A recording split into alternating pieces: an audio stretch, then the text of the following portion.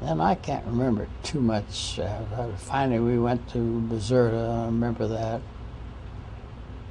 And they took us clear back across North Africa by truck convoy again. And we got everything put together, clothing and everything put together, and all at once they told us we were going to get on board ship again and go to Italy. So we took off from Italy, and that ship was a pretty nice, clean one, really. I can't remember the name of that one either. And they unloaded us onto LSTs, and we went into Salerno on LSTs. And I can remember we unloaded the trucks onto the LSTs too and brought them all in. And we got everything back together again. And then it was doing battle from then on in Italy there. And I can't remember every place, but I know it was the Volturno River, and it seemed like it had so many crooks and curves in it, and we had to build a bridge on about every one of them. Did you go have a furlough in there, or did you stay with us all the way to the end? I stayed all the way to the end. Which company again were you with, Bob? With B Company, B Company. the 109th Engineer. What rank did you finally get? Well, I was T5 on the supply truck with Carl Jansen. And we were at Casino, and the captain moved us into an olive grove to the north of Casino. And they opened up on us with artillery fire. The Germans opened up with aerial bursts in that area. And I remember I was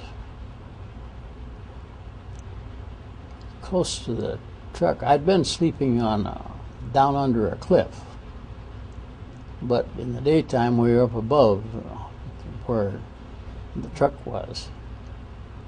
And I crawled into the truck when those aerial bursts began to come in. And I think that must have gone on for an hour or 2 hours. But we lost 3 men right there. Gaydon and Wolf, and I can't remember who the other one was. And the captain moved us out that night, back to the spot where we'd been. Good time. That was a relief. To be back there where we were. After the war, then, did you come back to, you were from, where was your hometown to start with? My hometown was Huron, South Dakota. Did you go back to Huron after the war? Yeah. Went back there. What did you do around there after the war then? Oh, after the war, I don't know. I laid around a couple weeks. I didn't do much of anything. My dad was farming a half section of ground, and we wasn't on the same place when I'd left. He had moved to another place, and we were farming that. And after a couple of weeks, I got in where Don Lyle was. He'd been I don't remember where he went as supply sergeant. He must have gone to the Pacific. But he come back, and he and I were together there at Huron, and he was working at a body shop. And so I got in, started working in the body shop doing body and fender work. And I learned to do that and do the painting and so forth. And we did that for,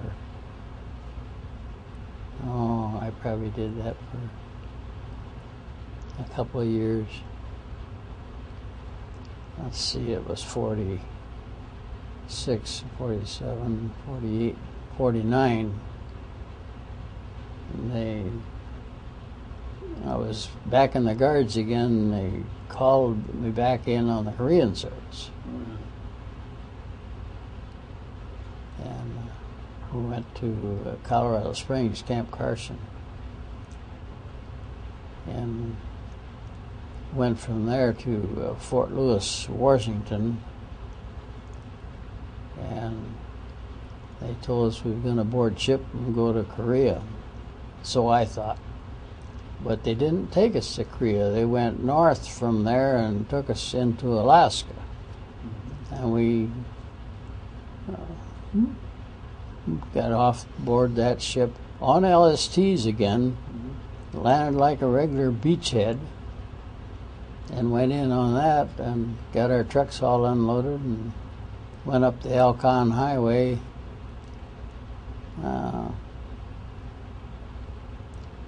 To where there was a place that you go to the left to go to Anchorage.